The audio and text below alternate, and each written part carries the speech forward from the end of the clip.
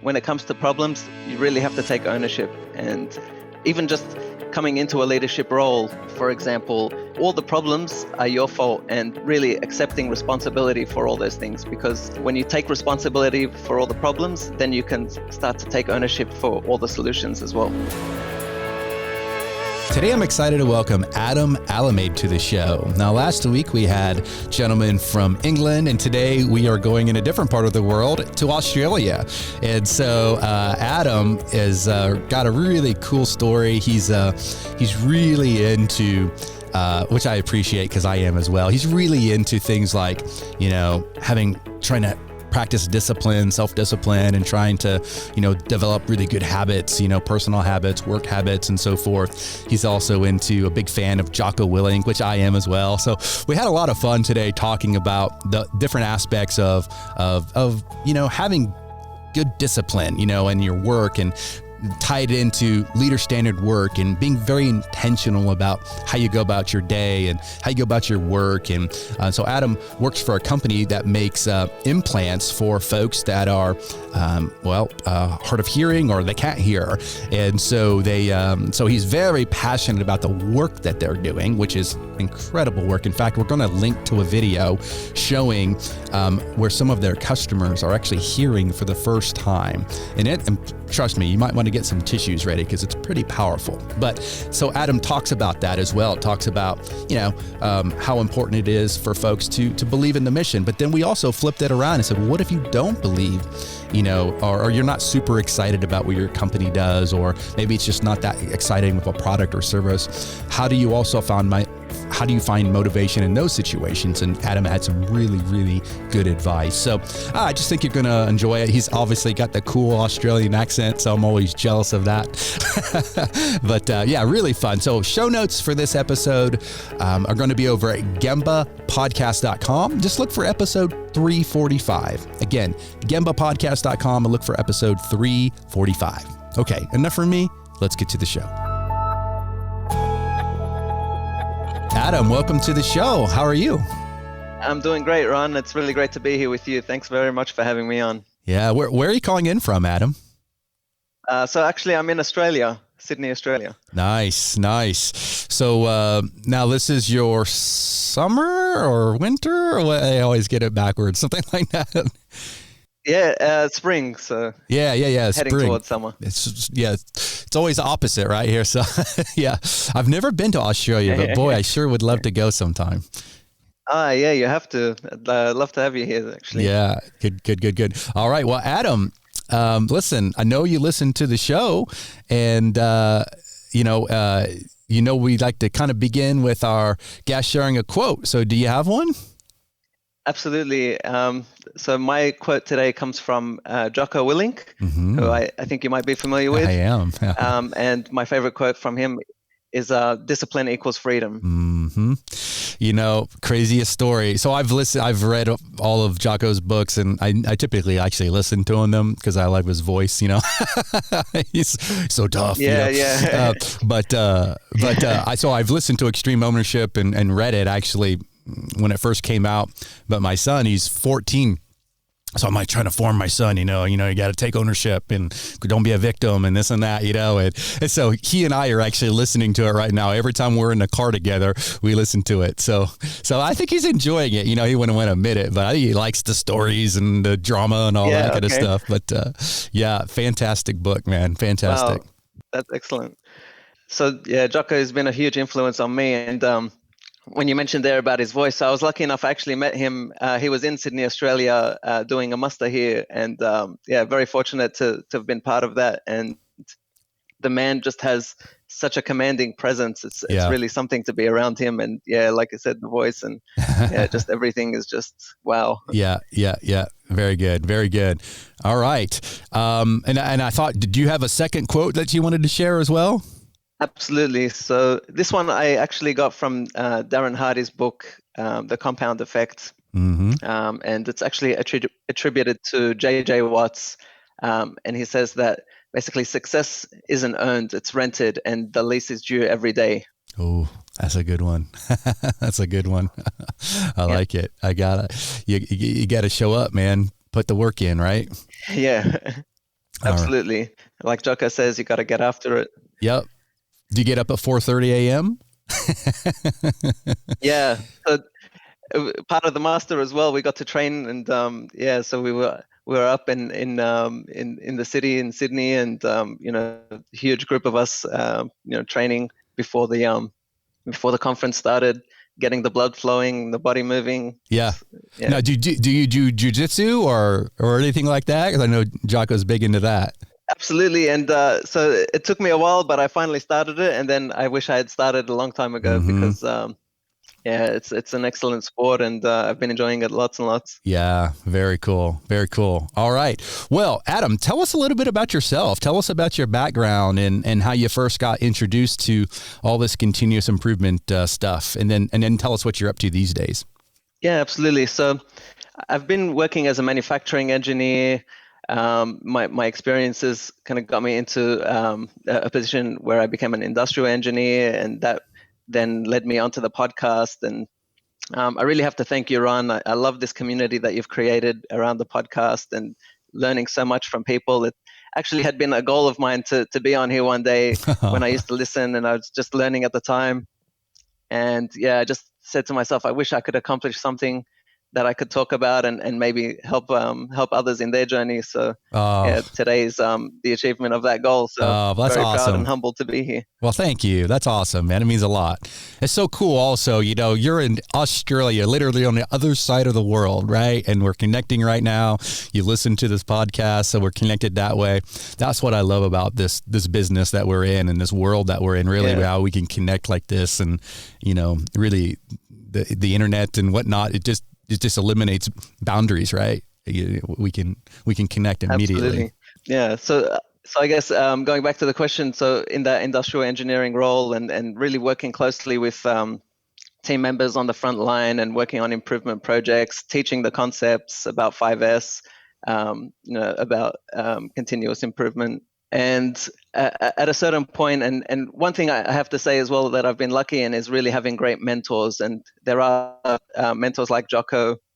Also really appreciate Jack Welch and studying my MBA with the Jack Welch Management Institute, but also the managers that I've had and the way that they've been, really taken an interest in my development. And it was through that connection with a manager that led me to become basically the production facilities and maintenance supervisor, where and that was different for me coming into a leadership role and leading a team and learning so much about leadership as well. And it's taking all those concepts as well and bringing them into that. It was just really transformative and a great learning. Yeah, fantastic. So what are you up to these days as far as, so you're running a manufacturing group, but tell us about the company, or I'm not sure if you want to say the name, that's fine if you don't, but maybe just what your company does. Yeah. So I suppose just a disclaimer, I'm really only here representing myself and not any company, but we manufacture hearing implants, and it's something that I love. When Warren Buffett talks about tap dancing to work, I can completely relate to that. So every day we're giving people the gift of hearing back. And, it just feels so good to be working in a company where you're doing good for people. Mm-hmm. Well, so you shared a video with me as we were preparing for the podcast, and full confession, I hadn't watched it till minutes ago. I actually didn't even see it. It was at the bottom of the email, and so I clicked it and I started watching, and I was like, oh my gosh, I gotta stop watching this. I'm gonna start crying, man.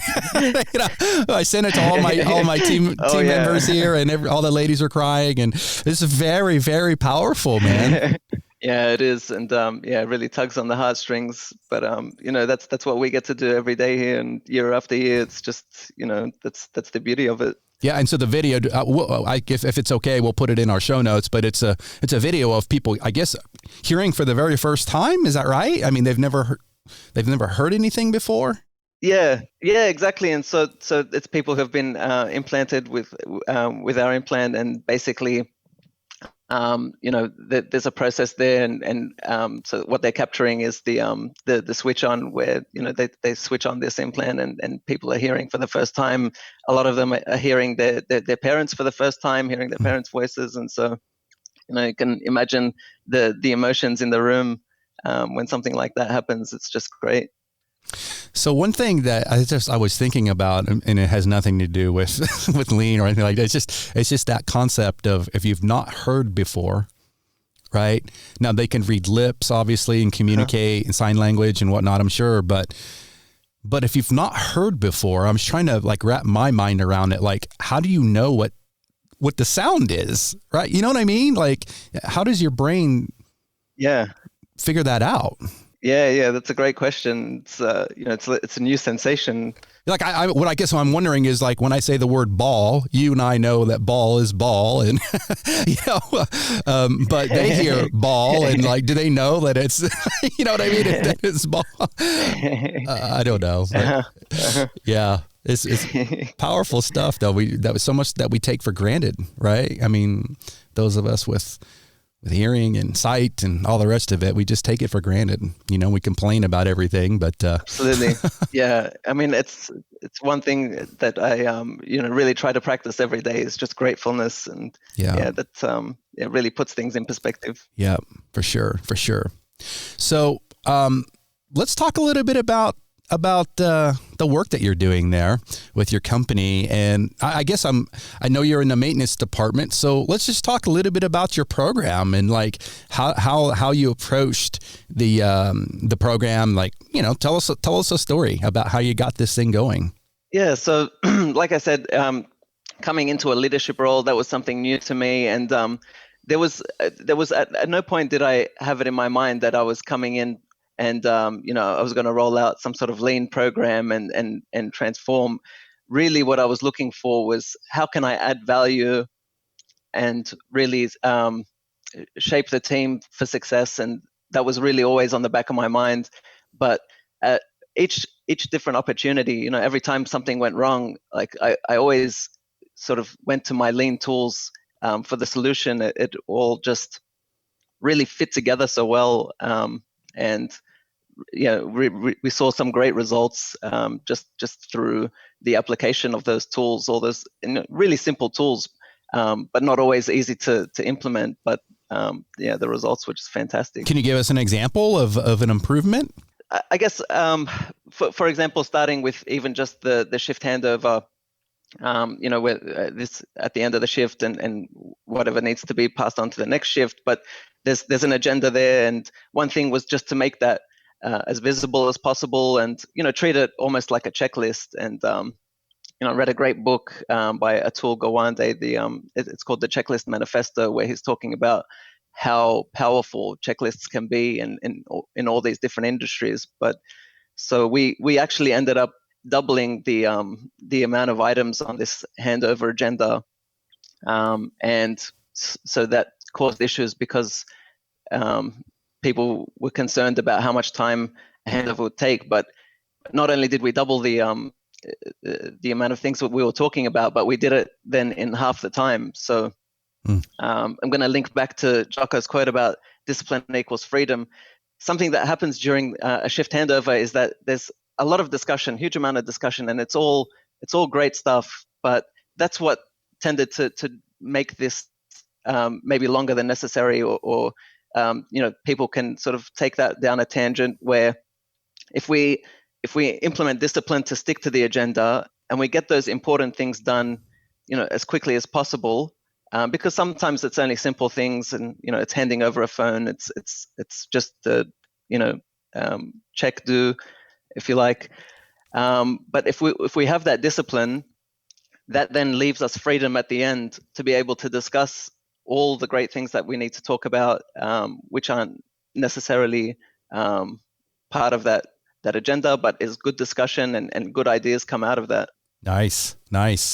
So I know you're really passionate because, just in talking before and corresponding a little bit, I know you're really passionate about building teams and effective teams. And obviously that's a big part of extreme ownership. And, having a great team around you and all that. So why do you think that's so important that we spend a lot of time on building effective teams? Yeah, great question. So this is something that I learned from Patrick Lencioni. So in the 5 dysfunctions of a team, where in 2 words, to summarize that, it's competitive advantage. And I think that it's so hard to find competitive advantages these days, but what he says is if you could get all the people in an organization rowing in the same direction, you can dominate any industry in any market against any competition at any time. So competitive advantage. Mm-hmm, mm-hmm. So, okay, like one thing that I'm curious about, it sounds like you guys got a good thing going, but as with any initiative, whether it's lean or anything new, there can be challenges. I'm assuming, lean was new to some folks there in the organization. So, was there any resistance to you bringing these ideas out? Yeah, so there was resistance at times. For example, when we were talking about leader standard work, we taught the concept, so there was a bit of training there. But a lot of people, were set in their ways. And so, you might get the comment that, well, I already have a notebook, or I already have a diary, and, I know what I'm doing, which absolutely is right. And it is all the things that people are already doing. But when you put your leader standard work together, it just makes what you're doing more intentional, and, it helps people to become more proactive. And that's linking to Stephen Covey's 7 Habits a little bit. But how did you overcome the resistance, though? So, one thing that I always tried to do was, when things go wrong, that's always an opportunity, and it's an opportunity for improvement. And so, the way to overcome it was really just to have the level of trust built up enough that people are going to at least try something that you're trying to bring in. It's not a matter of you have to do it this way, but just give it a go, and if it helps, then we're doing something good, and if not, then we want to fail quickly and move on. Yeah. So that's really the way that I was working with the team. Yeah, yeah. So what do you do when things go wrong? You're trying to bring in an improvement, and maybe it doesn't go the way you thought. What do you do? Yeah. So something that I learned from Jocko here is that really when it comes to problems, you really have to take ownership. And even just coming into a leadership role, for example, all the problems are your fault. And that could be things that were from your predecessor, really accepting responsibility for all those things. Because when you take responsibility for all the problems, then you can start to take ownership for all the solutions as well. But that's very, very, very difficult to do, isn't it? Absolutely, it is. Yeah. It's humbling. I think one of my favorite videos of Jocko, it comes from one of his podcasts. They just they pulled it out and made a little short video. It's the one good. I'm sure you've seen that one where he yes. talks about, Yeah. But I shared that with my team. I think it's maybe we'll link to it in the show notes so folks can hear it. But the gist of it is that when things go wrong, it's good, it's fine, because you're going to learn, and that's a very lean oriented way of looking at life as well. I think that if we're experimenting and things don't go right, fine, and learn from it, adapt, move on, right? And one of my other favorite books is The Obstacle is the Way, right? And so when you find an obstacle, that's the way, go that way and overcome that obstacle. Absolutely. Yeah, and I think all these things link together in that way that there is no easy path. And so, yeah, the obstacle is the way that, if you're looking for that easy hack, like Jocko says, there is no hack. There is just discipline, and, linking that back to leader standard work. It's just doing the things that you're meant to do repeatedly, and building those. It's habit forming. It's really just building those really good habits. Mm-hmm. Talk about habits a little bit, because I'm passionate about habits myself. I've got apps where I'm checking things off that I do them every day and all the rest of it too, until it does become automatic, but I still click it even though it is automatic. I don't know maybe why, but I just have that habit of clicking it, right? I don't think I need to click it anymore, but maybe I do, because if I didn't, eventually maybe it would go away. How do you go about developing habits that are brand new? Like you don't do these things normally, but you want to begin doing them. What's your approach? So I think the checklist approach is good. So I am constantly updating my Leader Standard work template, and if I want to start doing something new, I need to make it visible. I'll put it on my to-do list, and just that simple act of checking it off, that feels like you're accomplishing something, and that's the way. Doing that repeatedly is how you build that habit, and it all comes back to Leader Standard work. Mm-hmm. Yeah, I use an app on my phone. It's called Habit Share. It's a free app, and you can just set up little things in that you want to do in there, and then you can say how often you want to do them.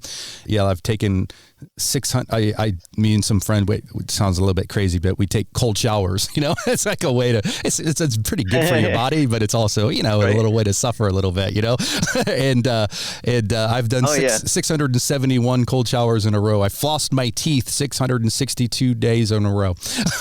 So there's little things like that. Just checking it off like that is discipline equals freedom, right? It's like I don't have to worry about flossing my teeth now because it's pretty much automatic. I share the passion for cold showers with you there on. After training, it's a must do for me. Yeah. Well, you're in Australia. It's nice and warm, Oh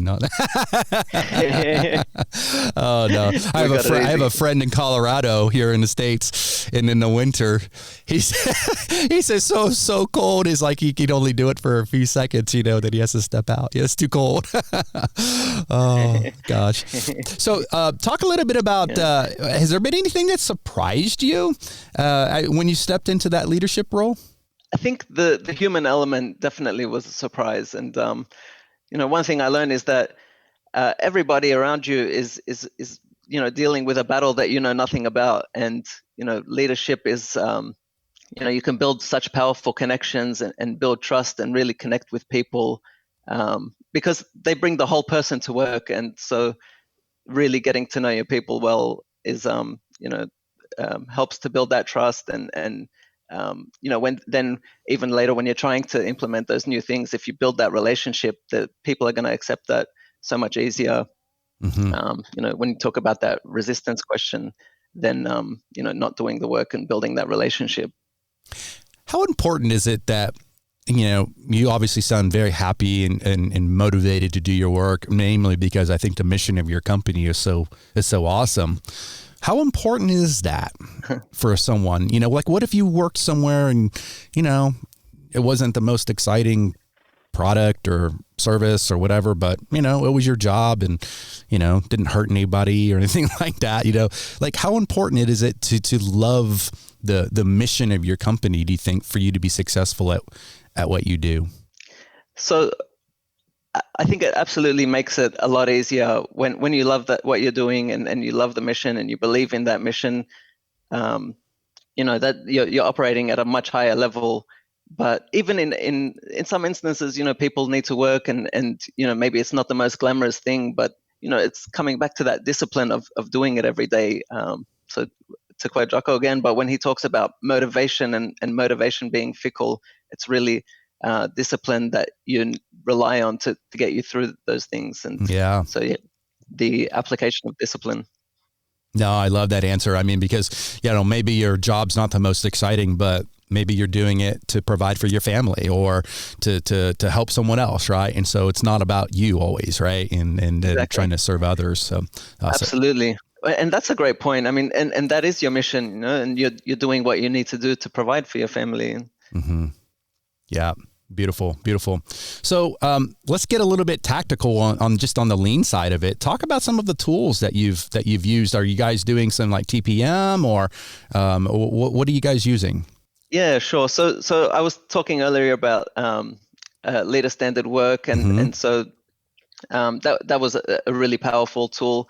I think one thing I just want to mention, and it's the simplest thing, but something that just sort of dawned upon me only recently, was that the difference when people are using notebooks or the pen and pad, the difference between just a simple, single sheet leader standard work template on a clipboard versus that is basically that the leader standard work, it's always open. And, when you have diaries and you have other things and they're always closed, it's just that little difference of picking something up and it's already open in your face, ready to go.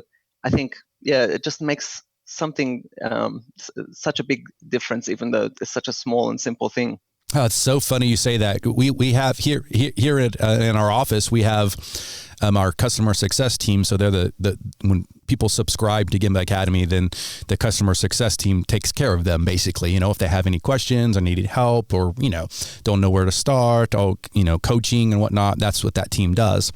And so we have obviously we use Salesforce as our company CRM. And so all of our customers' information is all in there. And we've got all these fancy dashboards that we can pull up and put on TVs and so forth. But yet we still have this giant magnetic board, for lack of a better word, in our office, and every customer is on this tiny magnet with their name and different things like that, and by month, like when that customer's, when they joined us, and there's other things, there's other visual cues that tell us different things about that particular customer.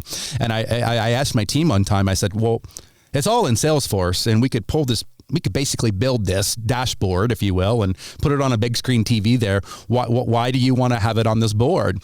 And, it was interesting in that they said they wanted to be able to touch it. They wanted to be able to move things and configure things and see it constantly, right? And so I think there is something to even Menlo Innovations is one of the most sophisticated software development companies in the world. We've done a Gimba Academy Live with them.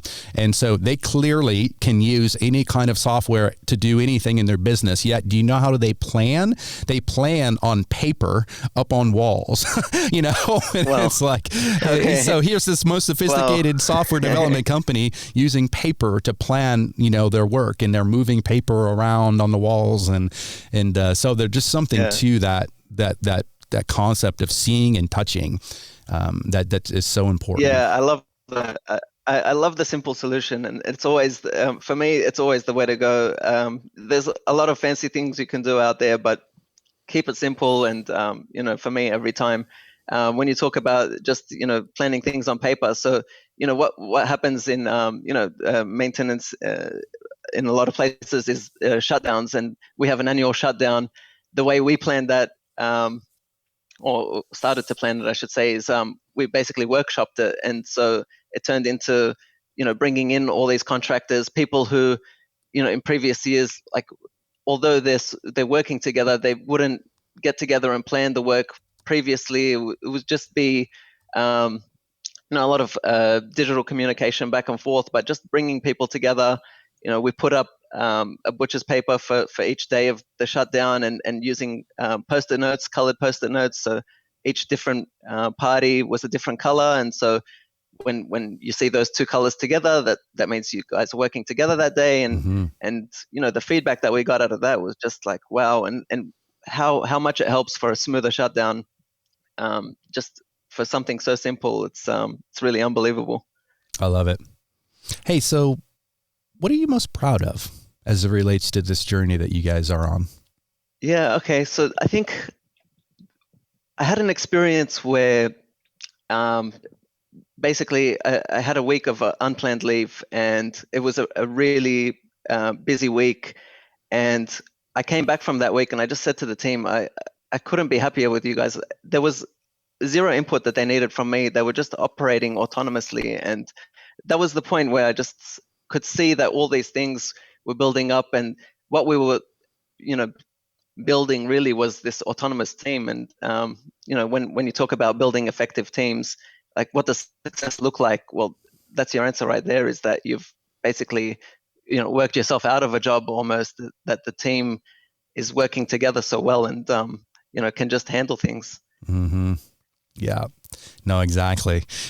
I think I had a similar experience a few years ago when, in the beginning of Gimba Academy, me and my business partners, we kind of did everything, because it was just us, now we have a team. And there was a moment when I was like, I have no idea how to do this, and our team's like, don't worry, we got it, and I'm like, whoa, it was kind of a scary feeling, but also in a weird way, like a freeing feeling, like, wow, we have some amazing people here that they got this, and I don't have to worry, so yeah, it's an interesting feeling. That's really excellent. Yeah. Very good. And we were doing things, the team developing each other as well. Like training was a really big part of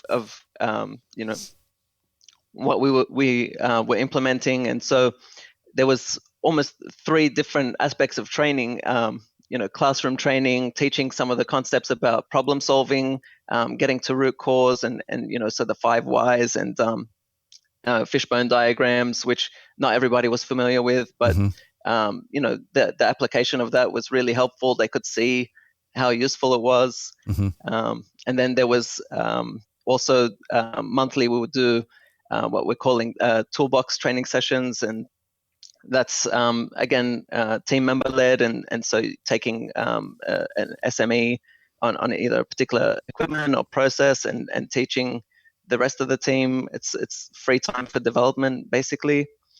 And then a third way was a buddy system, and that was a much longer period, so 6-month partnership where not only is there a trainer and a learner and that person's teaching somebody new skills and building up their capability, which is improving our team flexibility, but they're also building that relationship and forming a stronger bond within the team, and really, really great feedback about that as well. Nice. Yeah, I mean, I can tell, the people side of this whole thing is very important to you guys. And earlier you mentioned, without trust, we had trust, we build trust, and then that's how they'll allow us to experiment and try things. But, without that trust, we can't really do anything, right? So we got to start at the foundation which is trust and respect for people, right? Yeah, it's so important. Yeah. Very good. Wow. This has been a fun conversation, Adam.